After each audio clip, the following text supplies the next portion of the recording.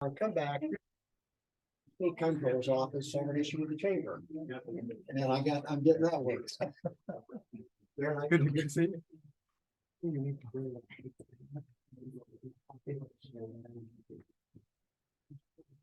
Yes.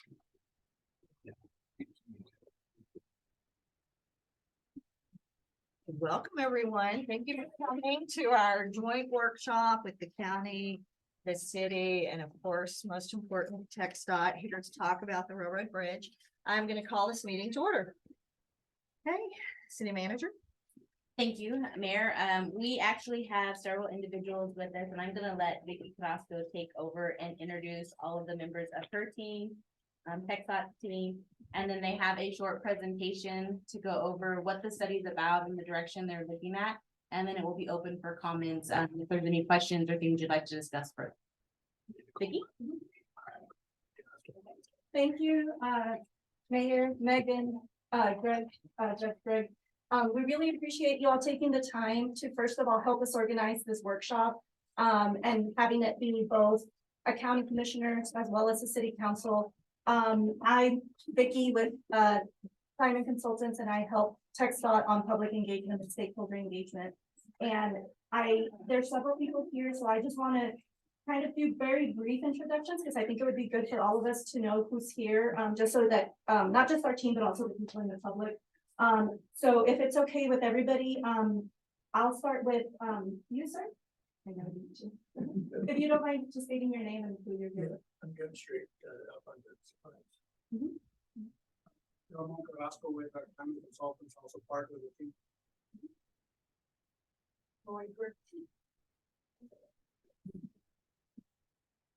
Stephen Hummel with Town Observatory. And Lazzetti with CDM Smith, I'm part of the study team.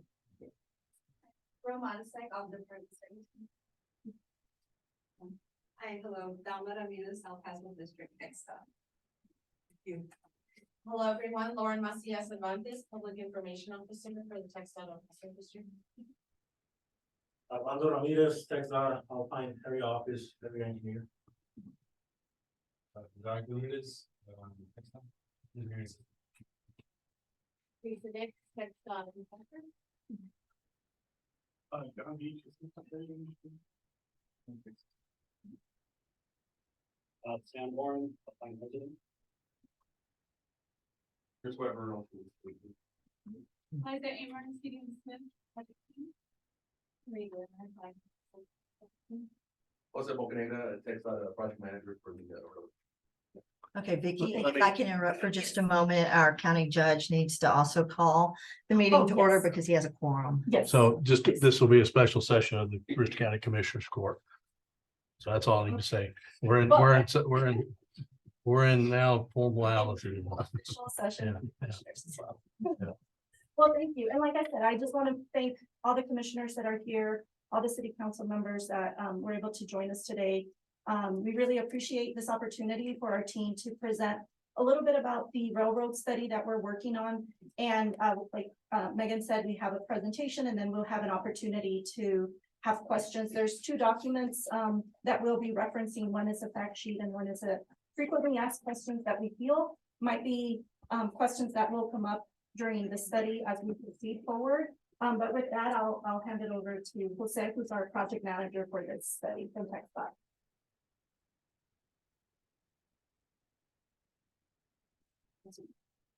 Good afternoon, everyone. I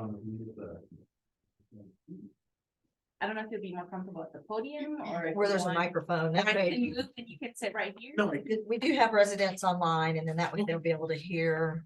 Yes, ma'am.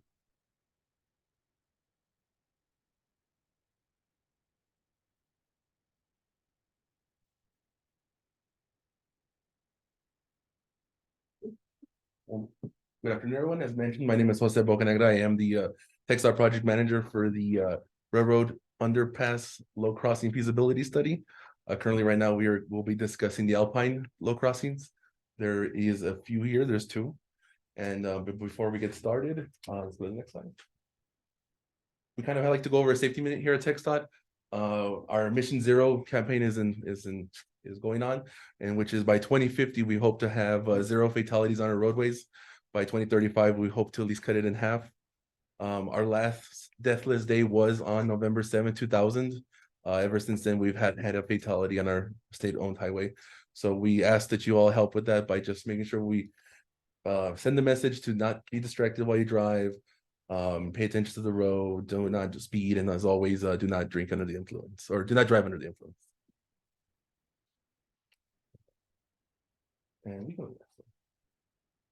So as we were introduced already, but again, my name is Jose Bocanegra. With me, I have the CDM Smith team who's also helping as well. Ms. Liza, I don't know if you'd like to read today's section. Yes, Liza Amar, CDM Smith, I'm our contract project manager. We also have Doug Honeycutt, who you may have interacted with, who's unfortunately not able to be here today. Ahmed Zadi, who's our deputy project manager and engineer, and Abril Medesek, she is a traffic engineer. And then we also have Kleinman as well. Mhm.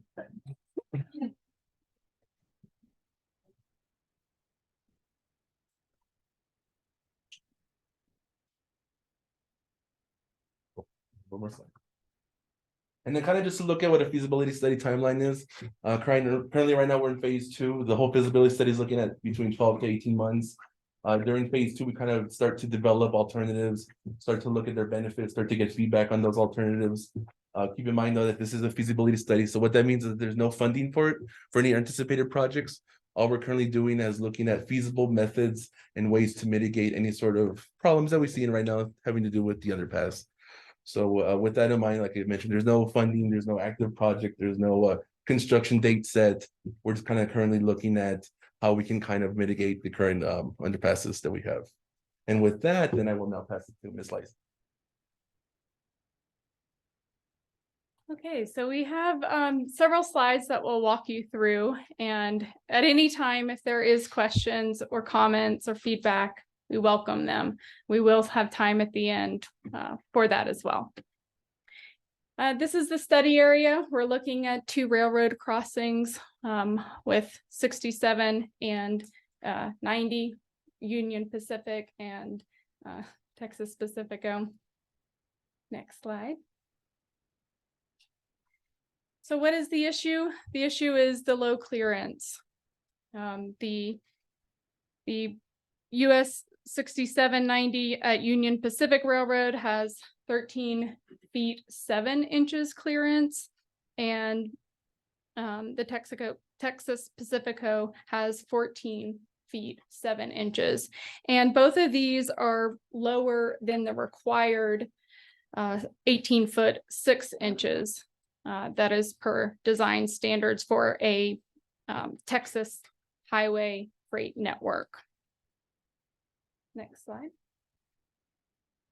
Okay, here's an image that we don't like to see.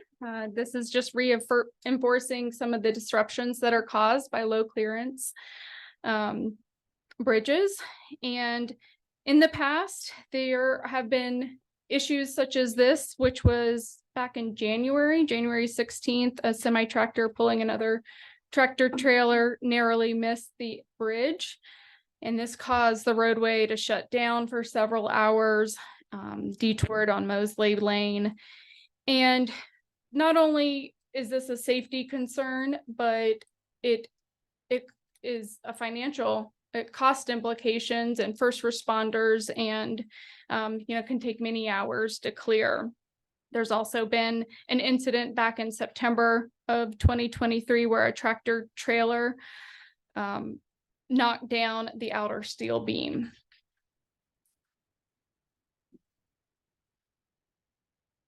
Some of the study considerations, we first and foremost want to integrate safety as part of this study. Safety for the motorists, for vehicles passing, for pedestrians, for bicycles, and making sure they're following the standards and regulations. Mobility, we want to consider current traffic as well as future traffic. So what does that traffic volume in the future needs are?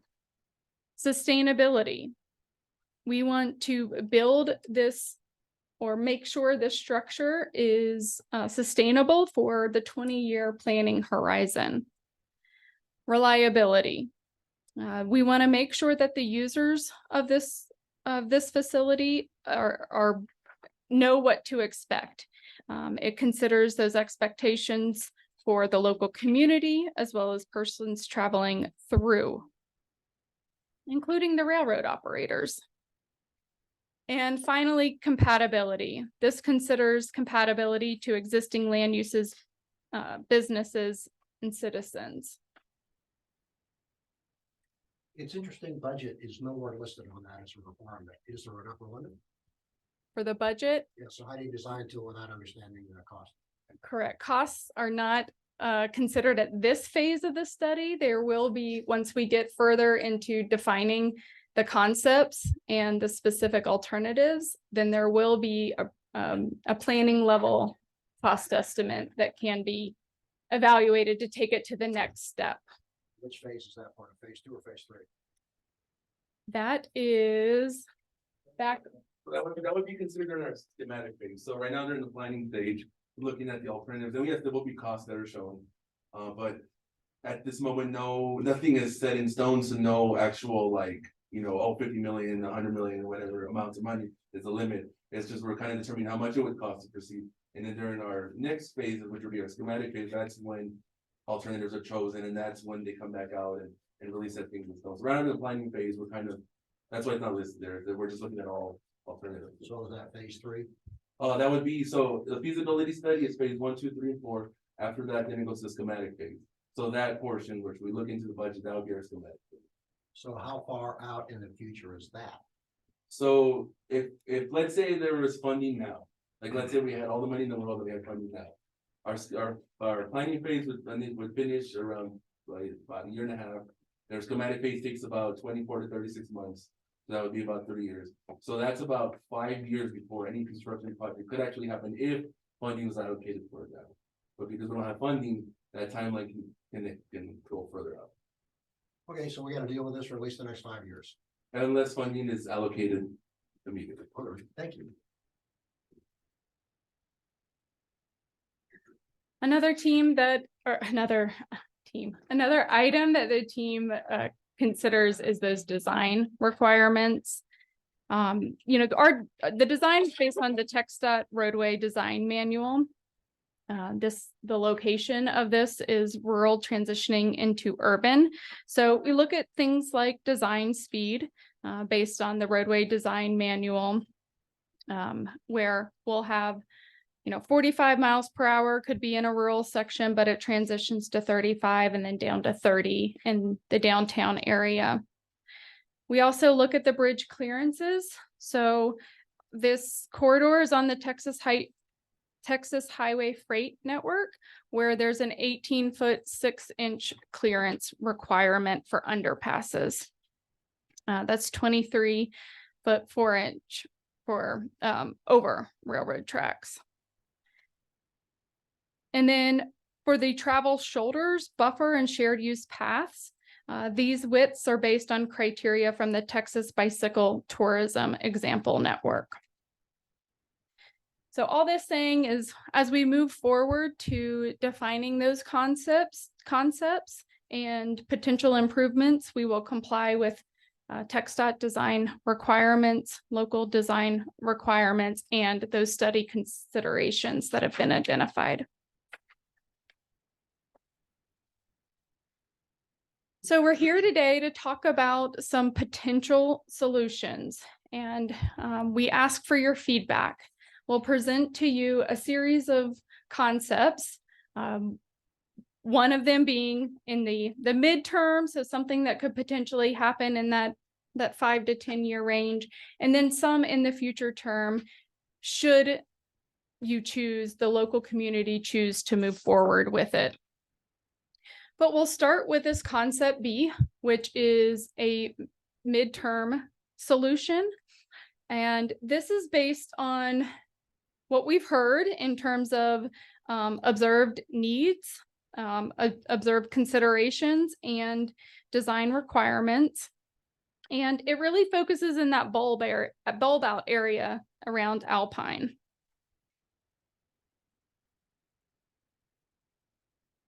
So I wanted to show the typical section of what's existing on the ground first before I show you a proposed. This is the cross section or typical section of US 67, US 90. And the top is the rural section where we have 2 lanes, 1 lane in each direction. And then on the bottom is as it's going east of FM 1703, where we have 2 lanes in each direction with a 10-foot shoulder. All of this within the right of way, within the 120-foot right of way. Now the proposed is also within the 120-foot right of way, but this includes not only 2 lanes per direction, it includes a 6-foot shoulder and then a buffer area and a 10-foot shared use path on both sides of the roadway. This is based on the design criteria for the Texas Freight Network and the pedestrian bicycle guidelines. And will require to provide the same widths over or under the railroad bridges. The next slide shows within or concept B, we have 3 alternatives. So we could go under the bridge, we could go over the bridge, or we could choose a slightly new alignment option with an overpass. So alternative B1 would be an underpass option. And this is where we'd excavate and regrade and in the existing alignment to provide that vertical clearance needed to meet with the design requirements. Alternative B2 is the overpass option. And this is where we would do a little bit of a realignment going north, about 75 feet to the north, with an overpass, and then it would trickle back down about 1,000 feet from the railroad track. And then alternative 3 is the new alignment. This will realign and straighten US 90 south of the existing Union Pacific Railroad crossing. The alternative 3 does have some concerns that I did want to point out. You see it proceeds on Avenue E, and that means that there would be a large amount of properties impacted. So we likely, that would likely be screened out. And then for alternative 1, B1, on the next slide, I wanted to point out that there are some challenges with this as well. This is a little bit technical, but I can summarize it pretty efficiently. So there are 3 main issues. One is to do the underpass, we would have to build a temporary bridge, which would result in additional costs that could be a challenge. 2, that temporary bridge would result in a even lower clearance at 11.5 feet, which would mean some of those large trucks would not be able to use this route that previously could. And then number 3 is drainage. So as we dig lower in elevation, it reduces the slope for runoff, and this would be effectively a flat drainage situation, which is less than ideal.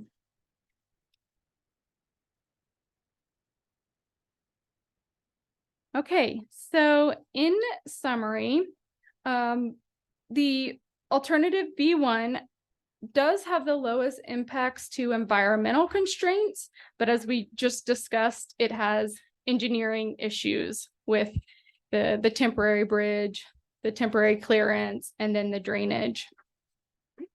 Alternative B2 has medium impacts to the environment And it presents improved engineering and the Union Pacific Railroad solutions. And then alternative B3 has the highest impact to the environment, those properties impacted, and relocations. Can I ask a question?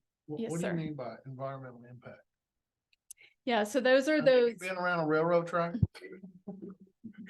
Okay, it's more the properties impacted, that would, from any realignment. So the third alternative would require disruptions or potential relocations. are you talking eminent domain?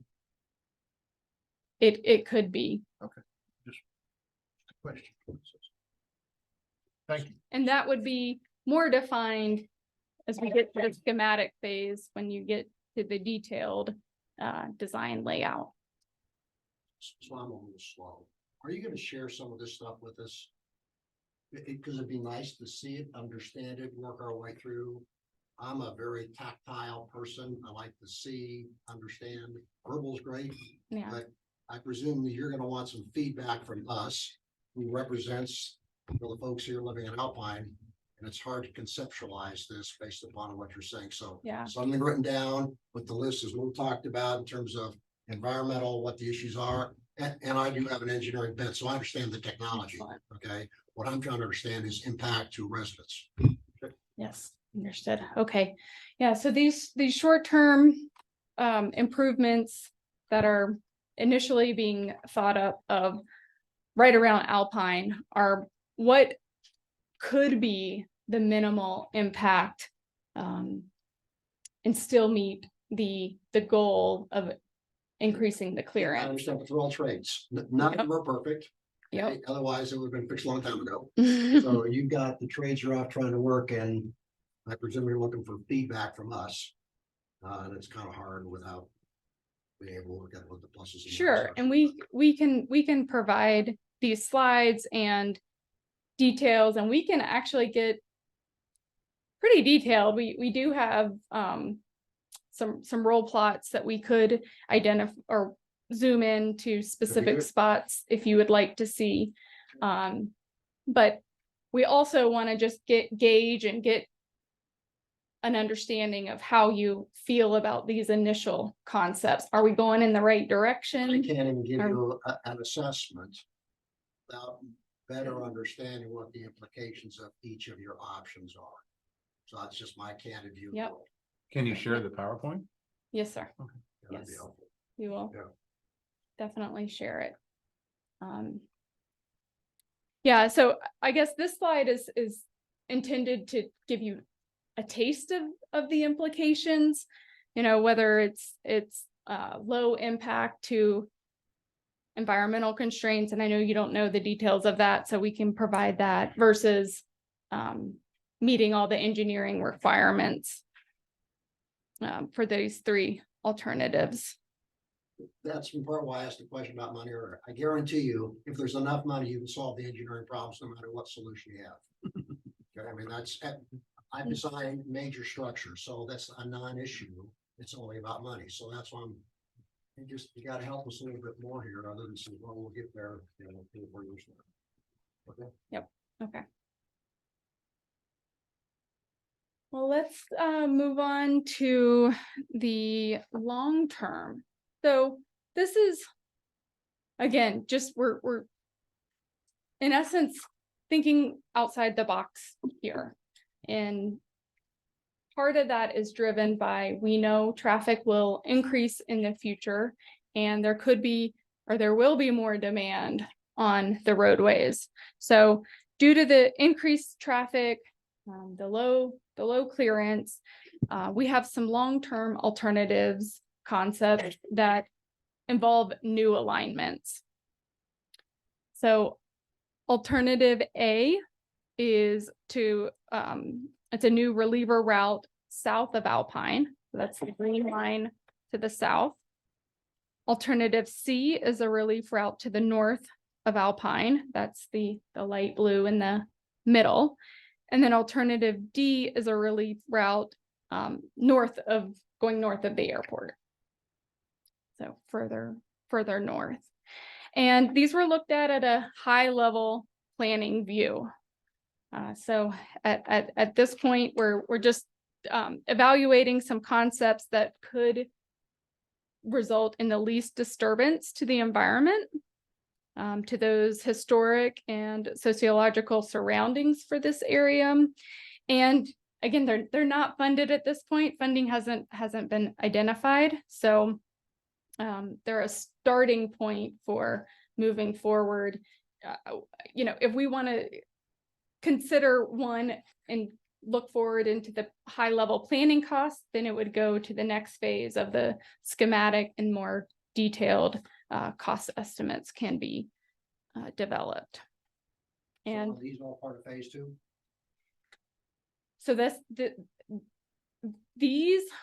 this planning study will identify those concepts that would be taken to the next study, which would be the schematic Okay. design. So it is part of phase 2.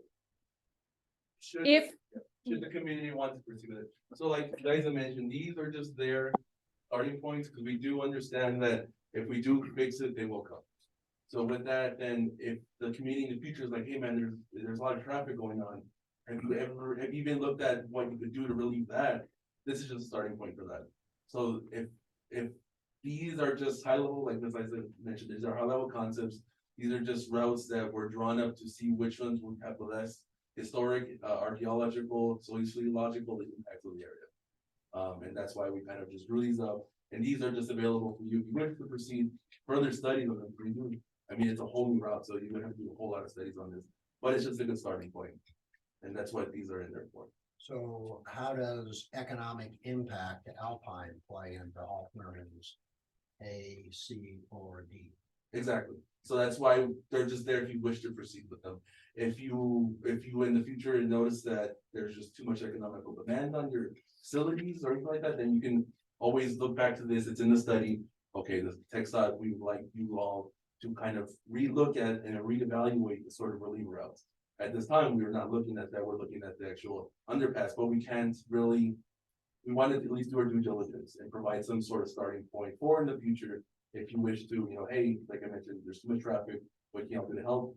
These are there, and we can have a starting point for that. Okay, so there's also the concepts that says relief routes for trucking only would certainly solve the bridge issue, but also maintain the economic viability of the city, which was so dependent upon traffic going through town. So that's why I see there's two sides of the economic discussion. But what I think I hear you saying at this point is, unless we come back and say, hey, take a look at A, C, or D, you're not looking at them. Do I understand that correctly? Correct, yes, and again, this is just, I leveled out there just in the event that you all wanted to proceed because for some reason there was too much economical value, and you wanted some sort of reliever route. These would be good starting points for that. What does high level mean? It means that there's really, this is planning study. There's no funding behind it. There's no real construction drawings. There's no sort of there was environmental constraints maps drawn, but that's not in any way some environmental documents that have happened to that area, because there are archaeological sites, there are waters of America, and so this is before all that. This is before engaging with those entities and beginning those studies. So all that would have to happen in order for any of the moving routes to actually go into place. So that's why it's high level. It's just that these would be the best based on topography and based on just the surrounding area. Yeah, and on the next slide, we've done a little bit of that, looking at the environmental impacts. There's a lot on here, but I can summarize it in a few key items, especially those items in red font. So all have high impacts related to archaeological sites out here. So that's one thing that we've identified. Alternative A has the landfill that we must be aware of and consider those impacts. And then B and C both have 2 railroad crossings, are relatively closer to the airport. So the nearest point is within 800 feet. Alternative B also has the most acres within the 100-year floodplain. And then alternative C, which is, the one north of the airport, is the longest route, has the most linear feet of stream crossings, and has the largest number of structures impacted. And the next slide shows a graphic of those structures that are impacted. We basically took a 1,000-foot buffer just for display purposes. And so you can see alternative, or you can't see, but in summary, alternative C with the most structures has 86 of them that would be impacted versus, for example, alternative A with 15 and D with 13. So these are just some of the considerations that we are thinking of and are can help in identifying or give you to identify if there's a preferred or if any of these are viable that you would like to move forward with if the community chooses to do so. All right, so when we talked a couple of weeks ago about this, I mean, to simplify this thing, we can go over it. So short term is the bridge problem. So you go over it or you go under it. Both of them have their problems. And I think there's a third one. You could create a shoe fly, which I'd never heard of until a couple of weeks ago, that's specifically for trucks that would go under. All three of them are, but that's a 5 to 10 year horizon at best. Then the other alternative is to start thinking about a byway, because the minute you build a bridge over the railroad track, you've got truck traffic coming through downtown Alpine. So the bridge effectively is controlling that traffic. I'm not sure I want to see that much truck traffic coming through downtown Alpine. So you build the bridge over, you go under, you get that done in the next 5 to 10 years. This that you've got on the map now is a 20-year horizon. By the time you do the right of ways, the eminent domains, the environmental studies, and find the money, it's a 20-year alternative. So at the end of the day, in some ways, you're almost better going after the 20-year alternative and slowly working through that process than to try to find a short-term solution, because it doesn't sound like going under the bridge is going to work. So you're going to go over the railroad bridge 23 feet, 23 feet 4 inches over the railroad bridge, which is going to be this god awful looking, ugly. It's going to solve the short-term problem, but I don't know. At the end of the day, we're not going to end up with this map right here. And so maybe we ought to take a 20-year horizon look at it. Again, as Councilman Stevens says, a lot of variables here, money and so forth. But I mean, not an easy solution here for any of this. But at the end of the day, I don't know. I don't know what the court or the council thinks about solving the immediate problem of the railroad bridge. As a resident here, so I travel down that road a lot, so there's actually a crossover on that railroad. If you were to go up Curves Road and what I call Hell Road, H-E-I-L. There's actually a crossing that probably goes over that railroad, over the top of that railroad. You looked at that? Because it actually exists already. And I mean, it looks like you could almost just take the traffic off and over and back to Curves Road. You know what I'm talking about? I have a picture here, someone put it up. So part of this feasibility study is being coordinated with DPRR. What their constraints and what their preferred would be. And they're very much opposed to introducing a conflict cost. It is their right of way, so we do have to work with them. So it might seem like a viable option and a good short-term option. I think that's what I would do. But if you want to go with the standards and the design criteria, we have to make sure it's safe for everyone crossing, and then also with the part of this. To give a little bit more, we do have a crossing through London with them as well. And there is an agri cost, and that would have been perfect for trucks, whatever. But yeah, Union Pacific Railroad, it's most. They do not want. But it does exist already. Okay. They just don't want to introduce new traffic, especially heavy.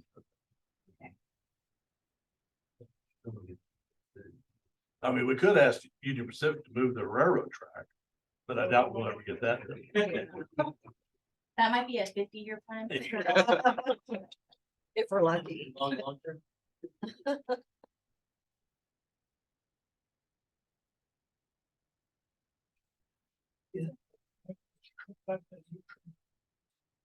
These are roadways, so. Well, I mean, the concept hasn't been fully finished out, but it. Well, that's a comment that we'd love to hear your opinion on. But it would be to serve. A main goal of it would be to serve those larger trucks. Semi-trailer. Downtown. And a lot of them told me they don't want that bridge fixed. I don't want it.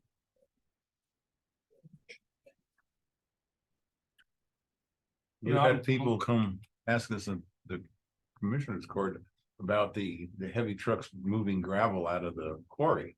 And they would like to, an alternative like Right. that to avoid downtown too. I hear that too. But again, it's 20 years out. I was gonna ask if Union Pacific is really wanting this issue fixed and it's a non-negotiable as far as the grade. Would they be opened up to sharing the 30-foot easement on either side of that for multimodal stuff? I know that typically based off liability and everything, they really worry about having people bike or walk along that, but that would really open up sections of downtown. Along that area. And we're trying to mutually work towards a solution on that. Yeah. I don't know if they'd be open. Well, the new alternative, I was gonna say shit. fees, joint incorporate, sure you have. So those would incorporate the bike, walking, the 12 foot dedicated street path. And that, the reason for that is because, as Liza mentioned, US90 is on the truck freight network, which is why the overpass would have to be 6 inches high. But it's also in the bike trail network, which means that's why they'd have to have the Syracuse path, bike lanes, or some sort of area for bikes to go to get from point A to point B. And as it stands, they do not meet that criteria. So that's why we felt for that reason, so that we could bring up the specs and so that you could meet that criteria. But at the same time, we developed these as well to provide a long-term solution should the committee wish to. So one of the options that y'all mentioned last time we met was the idea of putting actually a better warning system ahead of the bridge. So somebody told me yesterday, just put an I-beam out there, and when they hit the first I-beam, they'll stop. Like tin cans from a street. Right, well, Something stronger. and now that's gonna be kind of unsightly on this side of the bridge, but at the end of the day, to me, that's a short-term solution, and that stops the hitting of the bridge. Or, well, it'll stop it, but it'll slow it down a little bit. Might be a little unsightly, I don't know how you do it, but, that may be a short-term solution. I'm struggling with the truck traffic. Like, I'm all for Trey. I'm struggling with the truck traffic through a small town that's really not here to support massive truck trade. It wasn't built that way, wasn't designed that way. So the minute we free that bridge They're up, not stopping.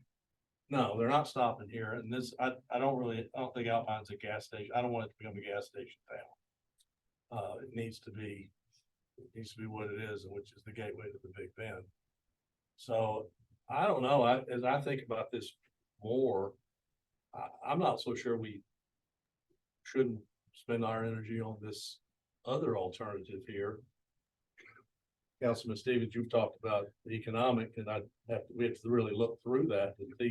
Do the trucks just go around, or does everybody go around? But, those are topics we get. Well, and I know there are, that's what question I was gonna ask tied to that. I know there are a number of cities like Alpine who've got bypass going on them, who are focused on just truck traffic. And have you all looked at the implications? Because we're about the economic development from an Alpine standpoint. If there's concepts that say it's gonna focus on trucks, so the trucks go around, okay? then that's probably something, I'm with you, I'd rather take a look at that as opposed to waiting 5, probably 10 years to go fix the doggone bridge. And then another 20 years, and as many folks know, I've talked about the amount of truck traffic going up. As you know, down south is getting worse. The trucks are going through here on their way to I-10 because it's a lot less expensive. And so they're gonna go through Alpine, Bridge and Bridge. And so I think we ought to get on with it. So 20 years from now, that bypass replacement is focused on trucks, not tourists. You know, because I'm conflicted here. You've got me as the chair of the I-90 I-90 Yes. West corridor study. And what we've been saying is let them come up to Sanderson from Del Rio and hit I-10, let them come up from Presidio and go to Van Horn and hit I-10. And leave this pocket for families, tourists and recreation and people wanting to see this beautiful country and not make this a truck route. And we're talking about that in the Highway 90 study. So the bridge kind of defeats that. Fixing the bridge problem sort of defeats it. In the bridge from Marfa to Van Horn too low as well. Oh, yes, and that's another one we're looking at as well. Yeah, but from a But they trucker can- standpoint, They can get there. truckers are gonna go through Alpine regardless of what you want to do. Yeah. Because it's shorter Sure. and it's all fuel, it's all money. And we've Yeah. done those studies, so that's why I say. Bypass line, we're heading down that path. The only thing I was gonna check with the bypass is, if you have everyone from Central Texas coming out to Marfa and Google Maps says, go around the bypass, and that you can't really say, visit our, unique downtown. If their Google Maps may just say, this is the quickest route to get to Marfa. So we can't really, there's no way to legislative say, Only trucks. yeah. Right. trucks. But you can motivate them to say, here's why you want to stop. You know, Monahans has a truck route. A lot of towns have a truck route Yeah, into they do. town. You can. I've force the taken it trucks one around. time. I go down downtown Monahans, when I go over there. Yeah, I'm not as pessimistic that we're gonna lose tourism traffic to the bypass, although that's a good point about Google's gonna sell you the short Yeah. display. You can force the trucks into the bypass, and I guess we could junk it up so that nobody would ever wanna go out there except truckers, right? I don't know. So you're not getting food out there. Yeah, Okay, Right. set the zoning such that it's transportation, it's gas stations. If you wanna go around, have at it. If you wanna stop, get lunch, you're out. Except for the bypasses in the county, so people could build and do whatever they want. Well, but county can go work that. Yeah, it's the zone. County doesn't have money. Well, yeah, but we just figure out what to discourage and it's gonna come. I mean, yeah, somebody's gonna build a truck stop out yeah, there of course there. end of the day, but, I don't know, people, Wasting time looking at the railroad bridge. that's kind of my thought, but I mean, that's just off the top of my head. We're 5 to 10 years out on that deal. It said it will extend the character of downtown. What? The bridge. I have a question. It says that question 17 said it's grossly cost prohibitive. That means someone has already figured out a cost. If you already know it's cost prohibitive, you gotta know there's a dollar. But my question is, how cost prohibitive is it the bridge gets taken out? If at some point, it's not gonna be bumped, it's gonna be taken out. What's Union Pacific's downside to that? That's a big railway now. Right, how cost prohibitive is that? I think it's only a matter of time. It may be cost prohibitive because Union Pacific said we're not gonna do it. Right, and so have they Oh, considered what yeah, it costs yeah, if they so don't have a rail? That one's raising the tracks, so Union Pacific has a strict, 1 inch per mile. So we Right. can't ask them to raise their track, because then we have to go miles and miles and miles, and we have to do that track for them. So that's why we can't have their track, we either have to go further under or go above their track. Right, so, but I mean, saying, they know it's cost prohibitive, they didn't give a number, but losing the whole rail line, cost prohibitive? It is, to them, it's more, they were here before us, so we can't really, as Texas, we can't enforce anything. No, I'm just saying, have they considered what it would cost them raise to their track. lose, well, no, to lose the bridge? And would they then partner with, do something to help everybody out. I mean, they're on the hook. They could lose the whole thing.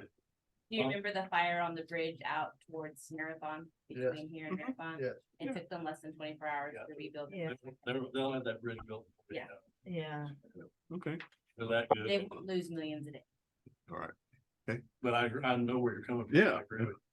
Councilmember Nance wants to say It's- something. Is there any examples of that TechStop has actually worked with Union Pacific on anything? Because I know like the A train up around North Dallas, Fort Worth area, where they actually do put in bike walk paths close to train tracks. That's not Union Pacific, I doubt, but has TechStop or any of the engineers actually ever seen Union Pacific work towards recreational opportunities?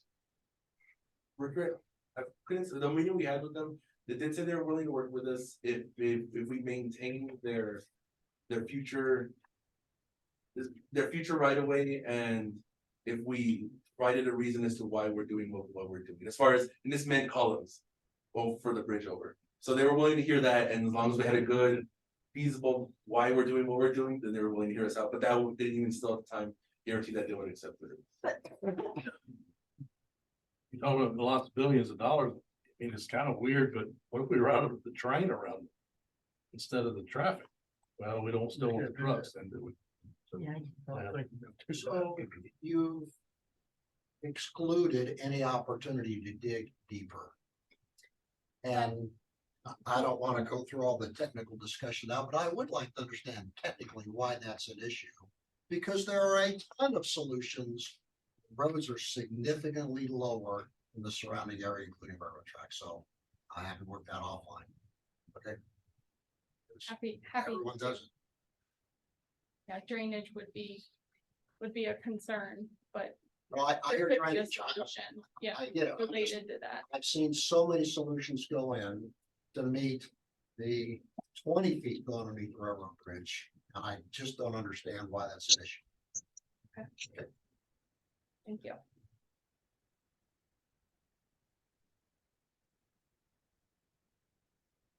For if you all like to have another workshop, we can also show you, we can start, because we're gonna start developing some of these as we get comments. We can begin to show you some of our, besides just colors on the map, we can begin to show you some maybe pictures or some high level looks at what it would look like placing the floor, and that way it's easier. It's harder for some of us to see things with technical drawings. It's good to have pictures, see what they look like. So as we move forward, if you all like to have a second look, we can in the future, we can show some of those as well. So what are you gonna do now that you presented to us, listen to our comments? What's next? And what's your schedule? Yes. So we can decide, is it time for another workshop or not?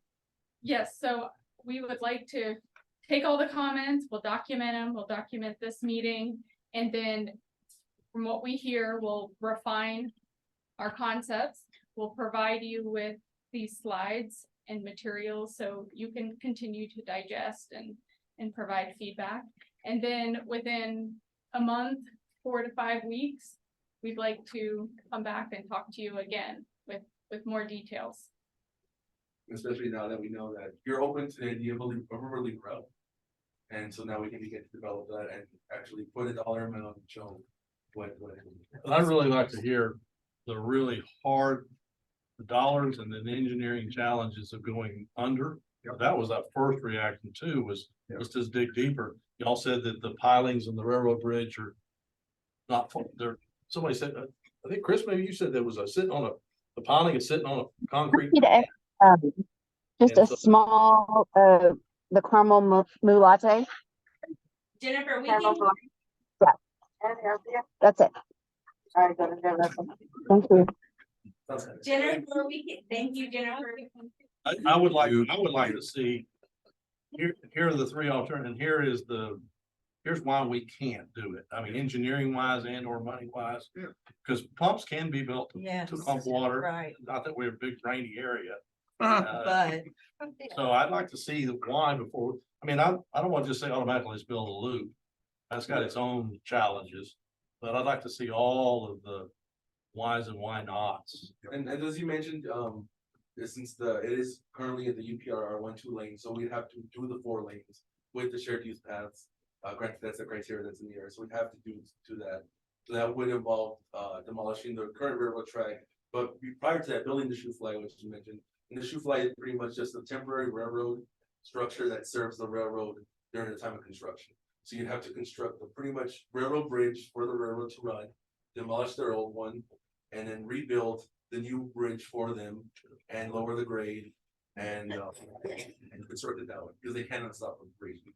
And so that's where the cost comes in, is having to do their whole new line for them with their railroad bridge, and then demolishing the current bridge, widening it out, digging it out, doing a new pump system for it. It would have to be maintained by someone, and because prior to that, Doug did mention that the grade is about less than %, less than a 0.%. So it's relatively flat. So silt will build up in those drainage structures, and we'll have to be maintained. I'll keep that out. Someone have to go in there and dig it out, or have to have a pump station, which will also. Well, Zate's being polite, saying that the city would have to take on probably those responsibilities to maintain the drainage. So there's costs. By the city. Let's hear them. Yeah. In the city. It would be part of the stormwater would go into our But system. it's Highway 90.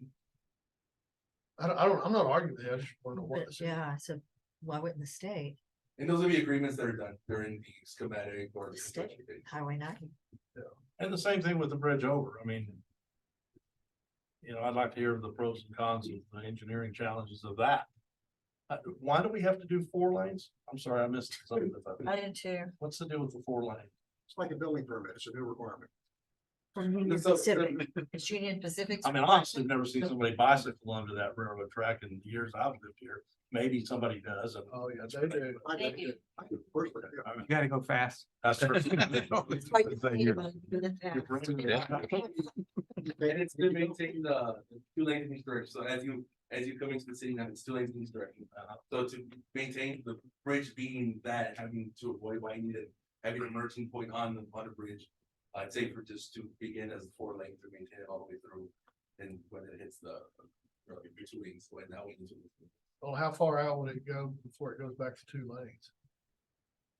It would be on the outside, not too sure yet on that. Yeah, Is there, there's a requirement, footage requirement, or?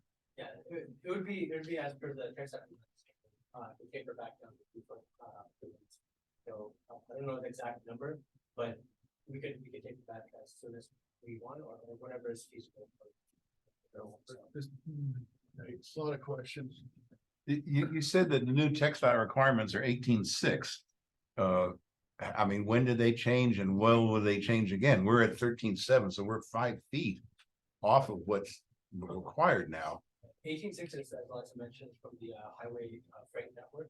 That's the minimum requirement as per that. So Right, so if we're gonna change it, we should at least go with what the now requirement is. Or if we touch it, we're gonna have to do that, right? Well, before we call another big public meeting like this, which is challenging in of itself. Especially on election day. I would bring us. I mean, I would like to see, here the 5 reasons engineering wise we should do it and should not do it. Surely you guys can come up with a number roughly. No one's gonna, I'm not gonna hold you to it. Oh, you said it was gonna only cost 20 million. Give us an idea of what it would cost to build a bridge over, Go under. under, the shoe fly, all of that. I don't wanna have another public meeting unless we got some really hard data now. And you don't have to design the damn thing, just bring us some hard data that we can make better decisions from, because we can't make decisions on what we have here. No, of course, and part of this meeting was just to get. We didn't want to proceed in the reliever routes if that's not what the community wanted. We didn't want to look at certain things if that's not what you all wanted, so that's why we kind of wanted to do. Well, this But is good. there will be some opposition to the route. I guarantee you that. and are we missing anything in the concepts? Like, is there something Where- why'd you- maybe we're not thinking of? Right here? Union Pacific? No, we met with them on 101, so. They don't have. They will have to.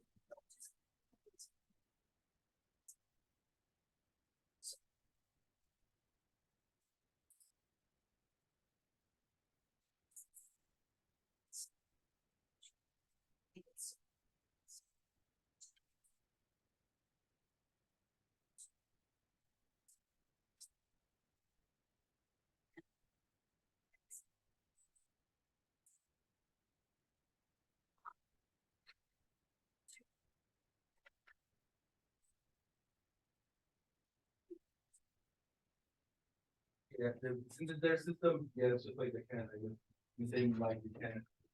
Demolish whatever we would do. We try to partner with them, but yeah, since they're already existing and they were here before, so we had road dictate what they do. That really was good. Just making sure that I understand that they just don't want it, even though they have an existing thing that I saw with my own eyes today, I checked.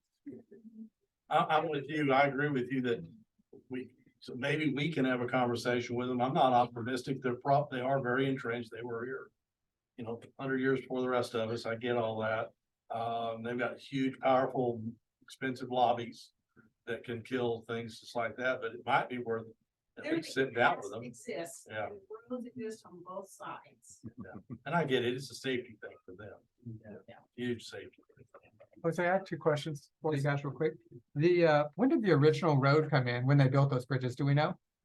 Oh, man, we do have the as-bills. I'd have to look, but I'm not too sure on what their date is. Gosh, I was kind of wondering how long we've lived with the current situation. And then the second question is, can y'all speak to how these projects are financed? Are they through typically municipal bonds or through like TxDOT grants? So we have to put them, so right now it's in a study phase, and let's say we want to proceed with it, have to be entered into our UTP, which is the Unified Transportation Plan. And then from then on, they're on the books. We still have to seek funding for them, they're just on the books. They're just open now to be funded. And it would be, we have categories of TxDOT, category 1 through 9. One of them is based on safety, one of them is for bridges, one of them is for air quality and so forth. So we have to begin to see where the bridge fits in that, and then begin to get funding for it. Now, El Paso District is allocated a certain amount of funding. So this would have to be, it would have to be planned for. Because we don't, El Paso District, we share 24 districts, each one gets its own funding. So we would have to basically allocate for this project to be. So some of that comes from TxDOT or the state level and some local as well. And from the federal. Yeah, this would be, it would only be the only time that, like, if the city wanted something unique, like if they wanted a unique bridge design, or they wanted something that was outside of our scope, then the city could then provide funding for that. But if they don't, if they just wish to have TxDOT do it, then yes, then we would just be our funding. Entirely funded through state and federal. Yes. Interesting. Okay, we have 2 minutes. We're waiting to end the meeting. 2 minutes.